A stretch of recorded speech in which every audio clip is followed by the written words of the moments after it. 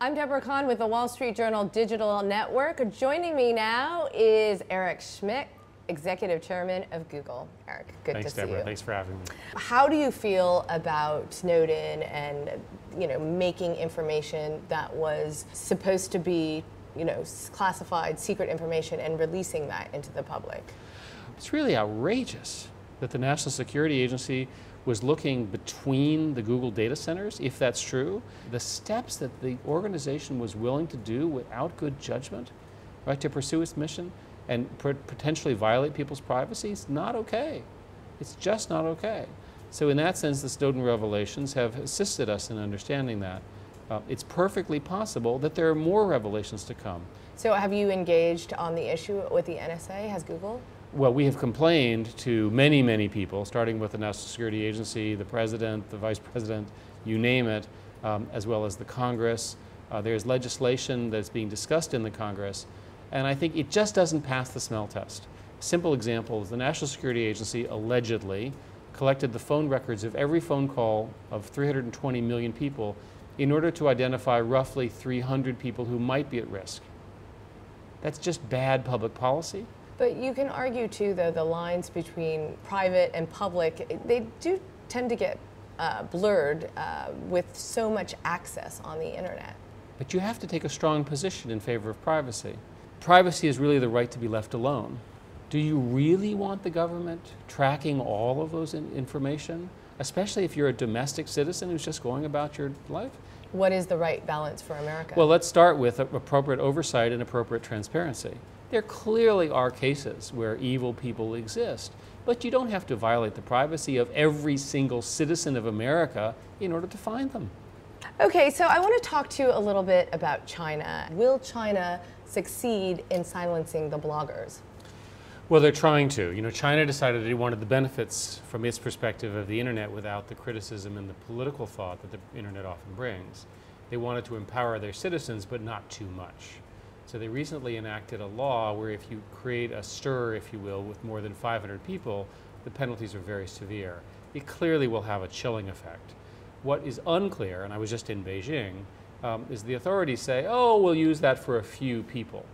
Right, so the question is, if it's 5,000 people, will they in fact prosecute 5,000 people? We don't really know.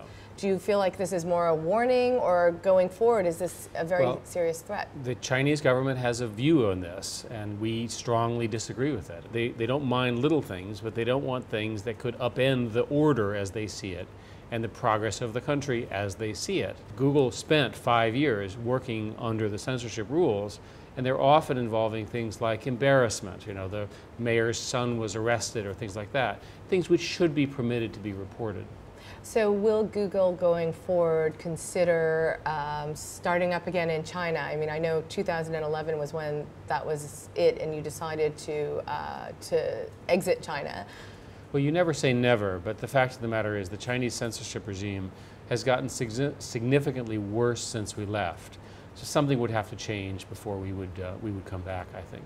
Okay, so a lot of the companies, especially tech companies, are saying China has to be the focus. You can't ignore it with the 1.3 billion people, the growing middle class. So, I mean, does Google feel like you could really leave China off your radar? Well, of course, we're not trying to leave China off the radar. We serve China from Hong Kong, and the government, through their own firewall, known as the Great Firewall, does the censorship, and that seemed like a reasonable outcome. It's two systems, one country. We prefer the Hong Kong freer system.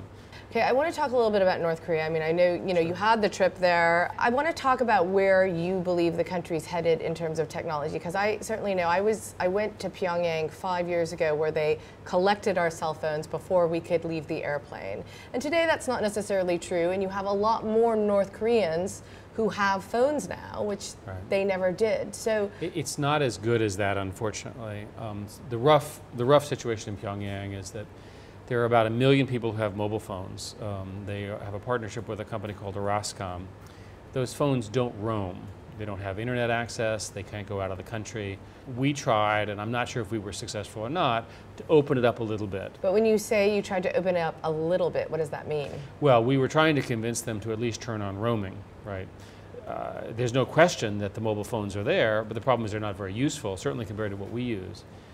They did a showcase where they showed us essentially one off of everything. They had built an Android tablet, they had a particular phone, they built a particular computer as their attempts to build their own industry. But it's subscale, it's not big enough.